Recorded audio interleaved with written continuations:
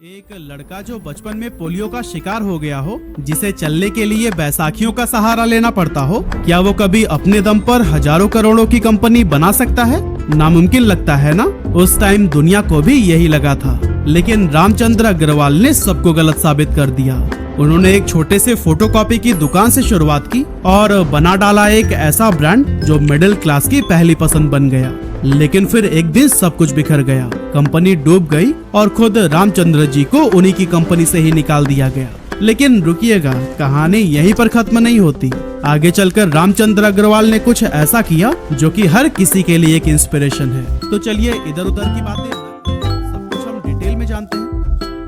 तो दोस्तों, विशाल mega mart की स्टोरी जितनी विशाल है, उसकी शुरुआत उतनी ही छोटी और स्ट्रगल से भरी हुई थी। असल में बात है 1980s की। कोलकाता में एक लड़का रहता था रामचंद्र अग्रवाल। बचपन में ही पोलियो होने की वजह से उसका एक पूरा पैर ही डैमेज हो गया, जिससे उसे बैसाखियों के सहारे चलना पड़ता था। ऐसे में लोग उसे देखकर कहते थे कि ये अब जिंदगी में क्या ही कर पाएगा, पोलियो ने इसे लाचार बना दिया है और इसका फ्यूचर तो पूरी तरह से बेकार है। लेकिन किसे पता था कि यही लड़का एक दिन रिटेल इंडस्ट्री में तहलका मचा देगा।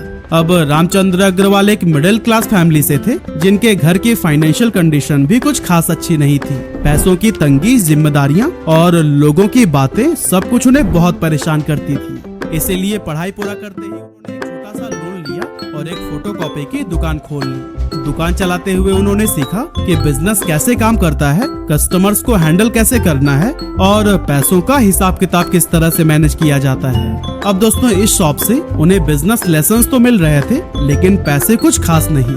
इसीलिए परिवार का गुजारा अब भी मुश्किल हो रहा था। असल में दोस्तों, रामचंद्र को कुछ बड़ा करना था, कुछ ऐसा जो मिडिल क्लास लोगों की असली जरूरतों को पूरा कर सके। लेकिन समझ ही नहीं आ रहा था कि आखिर क्या काम किया जाए।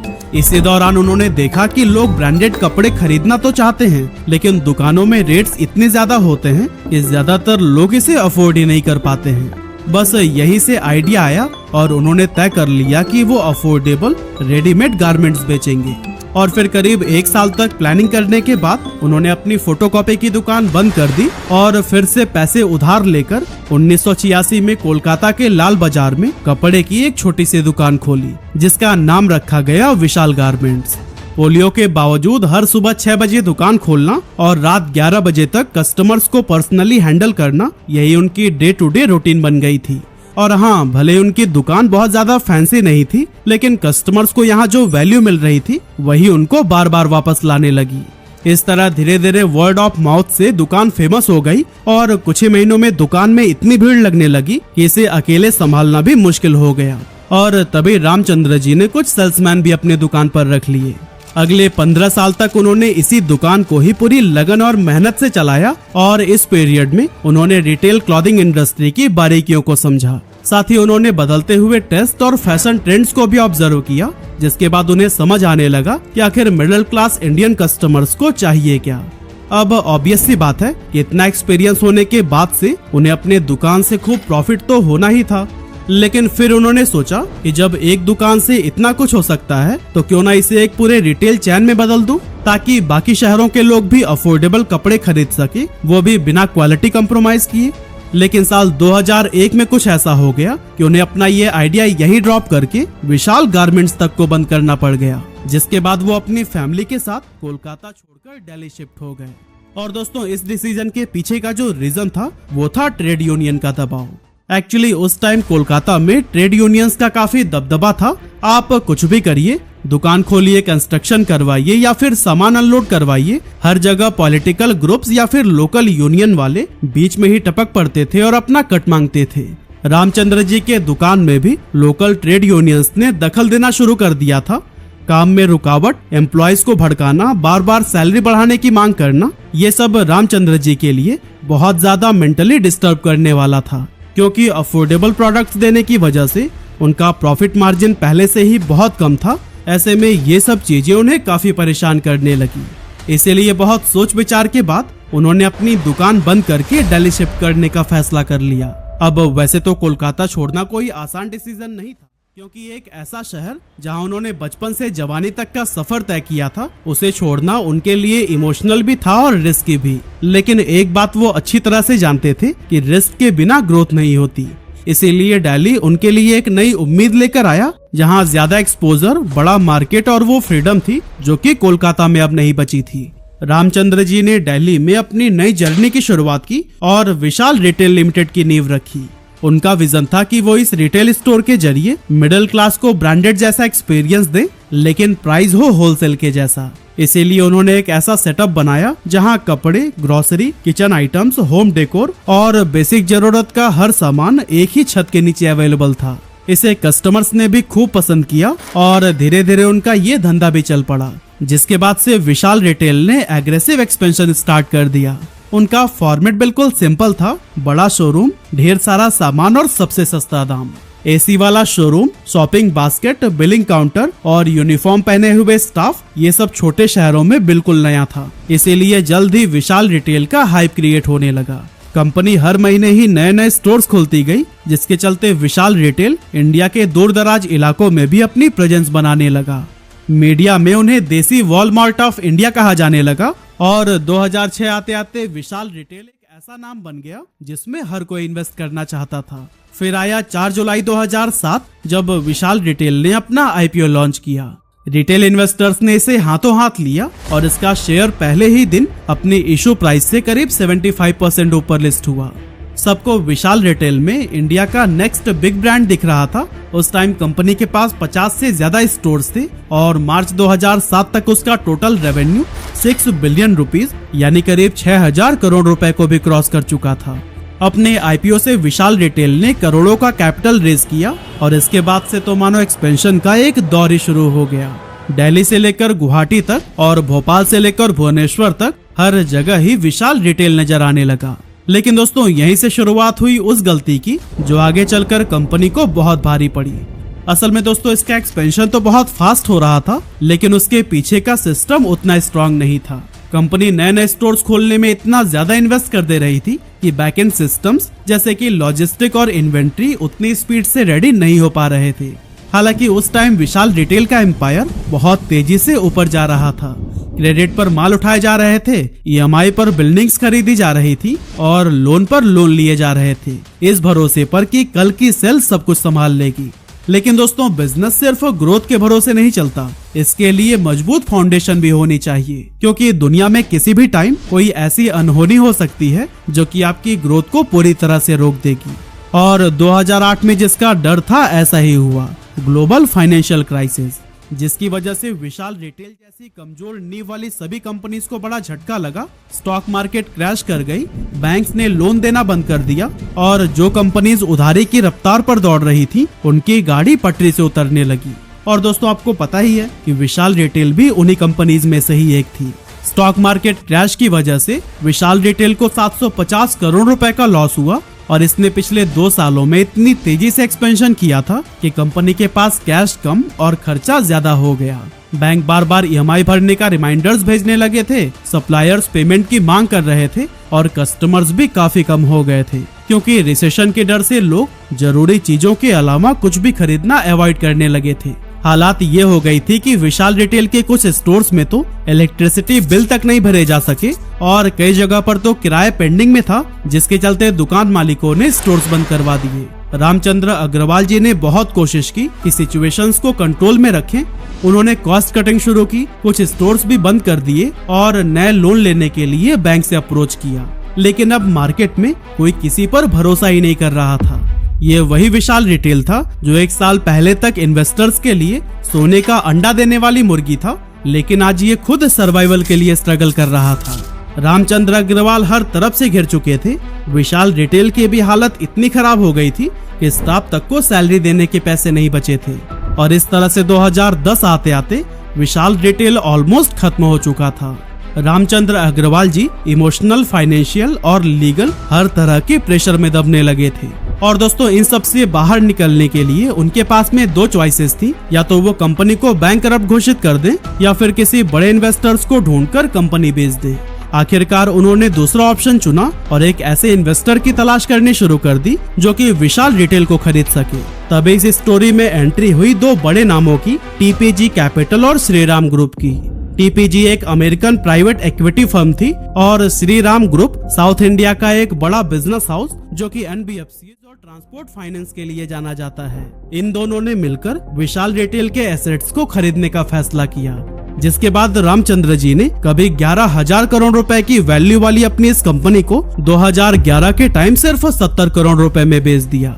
ये सब रामचंद्र अग्रवाल जी के लिए दिल तोड़ देने वाला था, लेकिन फिर भी वो खुश थे कि कम से कम सालों की मेहनत से खड़ी की गई ये कंपनी बैंकरप्सी से तो बच गई और अब वो नई स्ट्रेटेजीज के दम पर वापस से इसको प्रॉफिटेबल बना सकते हैं। एक्चुअली शुरुआत में कंपनी को खरीदने के बाद टीपीजी और श्री राम ग्रुप ने ट्रांजिशन फेज के लिए राम जी को गाइडेंस और कंसल्टेशन के लिए रखा था, क्योंकि वो ब्रांड के मेन फेस थे और सिस्टम को अच्छी तरह से समझते थे।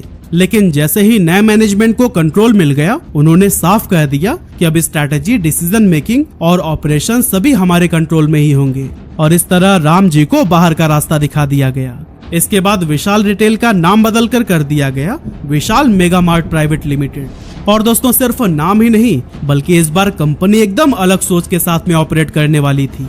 रामचंद्र जी का विशाल रिटेल एग्रेसिव एक्सपेंशन पर चल रहा था, लेकिन इस नए विशाल मेगा मार्ट ने स्लो और स्टेडी ग्रोथ को चुना। इसीलिए मैनेजमेंट ने सबसे पहले कॉस्ट कटिंग करना शुरू किया। बड़ी बड़ी सिटीज के स्टोर्स बंद कर दिए गए, ऐसे मॉल छोड़ दिए गए जहां रेंट ज्यादा थे, साथ ही स्टाफ को भी काफी कम कर दिया गया था। फोकस सिर्फ एक चीज पर था, वैल्यू फॉर मनी, और टारगेटेड ऑडियंस भी वही थी, छोटे शहरों का मिडिल क्लास कस्टमर।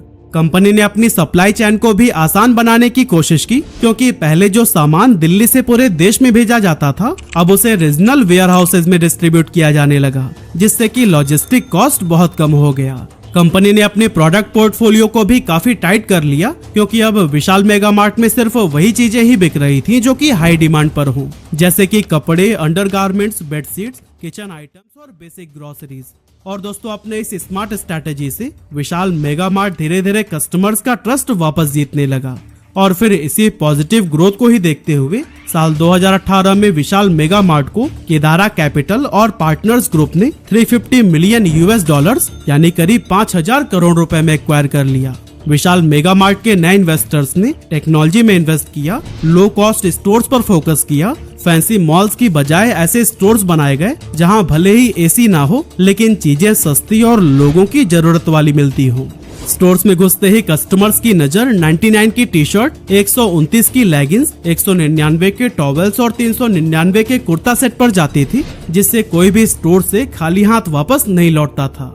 इसी दौरान विशाल मेगा मार्ट ने एक ऐसा दांव भी खेला जिसने पूरे गेम को ही बदल दिया। उन्होंने तय किया कि अब वो सिर्फ दूसरों के ही प्रोडक्ट्स नहीं बेचेंगे, बल्कि अपने खुद के भी बनाएंगे। और यहीं से शुरुआत हुई उनके प्राइवेट लेबल्स की। इनर वियर कैटेगरी में आया विशाल एसेंशियल्स, वुमेन वियर में वी फिट और किचन आइटम्स में होम नीड्स। ये सब विशाल के खुद के बनाए हुए प्रोडक्ट्स थे। इस कदम से विशाल मेगा मार्ट की कमाई पर सीधा असर पड़ा, क्योंकि अब बीच में थर्ड पार्टी ब्रांड का रोल कम हो गया था, जिससे प्रॉफिट मार्जिन सीधा कंपनी के जेब में आने लगा। साथ ही कस्टमर्स को ब्रांडेड फील वाला सामान सस्ते में मिल रहा था, जिससे कि इसकी लॉयल्टी भी बढ़ने लगी। लेकिन दोस्तों, कहानी यहीं पर खत्म नहीं हुई। 2020 में जब कोविड आया और पूरे देश में लॉकडाउन लगाया गया, तो फिर विशाल मेगा मार्ट के स्टोर्स भी महीनों बंद रहे। स्टोर बंद, कस्टमर गायब और सप्लाई चेन भी पूरी तरह से टूट गई थी। लेकिन इस बार कंपनी के पास स्ट्रॉन्ग कैपिटल, बेटर टेक और एक्सपीरियंस्ड मैनेजमेंट था। कंपनी ने क्विकली सोचा कि अब कस्टमर स्टोर्स तक नहीं आ सकता, तो क्यों ना हम उनके ही घर चले। इसीलिए उन्होंने खुद को ऑनलाइन कर लिया। टियर 2 और टियर 3 सिटीज में लोकल डिलीवरी पार्टनर से पार्टनरशिप की और विशाल मेगा मार्ट वाले भरोसेमंद दामों पर सामान दरवाजे तक पहुंचाने लगे। इस तरह विशाल मेगा मार्ट ने न सिर्फ खुद को संभाला, बल्कि लॉकडाउन जैसे मुश्किल वक्त में भी अपने कस्टमर से कनेक्शन बनाए रखा। लेकिन दोस्तों, सवाल तो ये है कि डी मार्ट और रिलायंस जैसे बड़े बड़े खिलाड़ियों के बीच विशाल मेगा मार्ट आखिर टिक कैसे पाया। असल में विशाल ने कभी भी इन जायंट से सीधे टक्कर ही नहीं लिया। उसने उन्हीं शहरों यानी टियर 2 एंड 3 सिटीज में अपना एक्सपेंशन किया जहां डी मार्ट और रिलायंस जैसे बड़े जायंट्स नहीं होते थे। इसके अलावा रिलायंस और डी मार्ट इलेक्ट्रॉनिक्स और ग्रोसरी जैसे आइटम पर ज्यादा फोकस करते थे, वहीं विशाल मेगा मार्ट ने फैशन और लाइफस्टाइल में इन्वेस्ट कर रखा था। हालांकि इनके पास ग्रोसरीज भी मिल जाएंगी, लेकिन बस इतनी कि कोई बेसिक जरूरत के लिए दुकान से खाली हाथ ना लौटे। और दोस्तों इन्हीं सभी स्ट्रेटेजीज का ही असर था कि जब 2024 के एंड में विशाल मेगा मार्ट ने अपना IPO लॉन्च किया था, तब यह 27 से 28x तक ओवर सब्सक्राइब्ड हुई थी और इन्वेस्टर्स ने भी इससे खूब पैसा कमाया। आज की अगर बात करें तो 300 से भी ज्यादा शहरों में विशाल मेगा मार्ट के 600 से ज्यादा स्टोर्स हैं और इसका वैल्यूएशन भी 5000 करोड़ रुपए को पार कर चुका है। पर दोस्तों सवाल ये है कि विशाल मेगा मार्ट के जो फाउंडर थे रामचंद्र जी अग्रवाल, उनका क्या हुआ? आपको बता दें, रामचंद्र जी एक बहुत ही सक्सेसफुल बिजनेस रन कर रहे हैं जिसका नाम है V2 रिटेल लिमिटेड। विशाल रिटेल से अलग होने के बाद भी रामचंद्र अग्रवाल का हौसला नहीं टूटा। उन्होंने ठान लिया था कि जो गलती पहले हो चुकी है उसे दोबारा नहीं दोहराएंगे। इसीलिए बचे हुए पैसों और 10 करोड़ रुपए के लोन से उन्होंने V2 रिटेल की शुरुआत की। नाम में वी उन्होंने जानबूझकर रखा ताकि लोगों को विशाल की याद आए, मतलब वही सस्ती और अच्छी क्वालिटी वाली शॉपिंग का भरोसा। V2 रिटेल की पहली दुकान साल 2012 में जमशेदपुर में खोली गई और उन्होंने इस बार सब कुछ बहुत अच्छी तरह से सोच समझकर किया, कोई भी जल्दीबाजी वाला एक्सपेंशन नहीं। रामचंद्र जी ने हर नए स्टोर से पहले प्रॉपर मार्केट रिसर्च की और शुरू से ही सप्लाई चेन को मजबूत बनाए रखा, जिसका नतीजा ये रहा कि 2013 तक कंपनी का टर्नओवर 100 करोड़ रुपए को भी पार कर गया और 2014 में ये आंकड़ा बढ़कर 225 करोड़ रुपए से भी ऊपर पहुंच गया था। रामचंद्र अग्रवाल ने अपना पूरा ध्यान छोटे शहरों और कस्बों पर लगाया, जैसे कि बिहार, झारखंड, उत्तर प्रदेश और मध्य प्रदेश जैसे राज्यों में जहां ऑर्गेनाइज्ड रिटेल का अभी भी बहुत स्कोप था। धीरे धीरे 2024 तक V2 रिटेल के देश भर में 150 से भी ज्यादा स्टोर्स हो चुके हैं और आज रामचंद्र अग्रवाल 5600 करोड़ रुपए का रिटेल साम्राज्य चला रहे हैं और ये साम्राज्य हर बीतते साल के साथ में बड़ा ही होते जा रहा है। वैसे अगर आपको जानना है कि किस तरह रामचंद्र अग्रवाल जैसे ही एक गरीब लड़के ने दुनिया की सबसे बड़ी EV ब्रांड BYD खड़ी कर दी, तो फिर आई बटन पर क्लिक करके इस वीडियो को देखना ना भूलिएगा।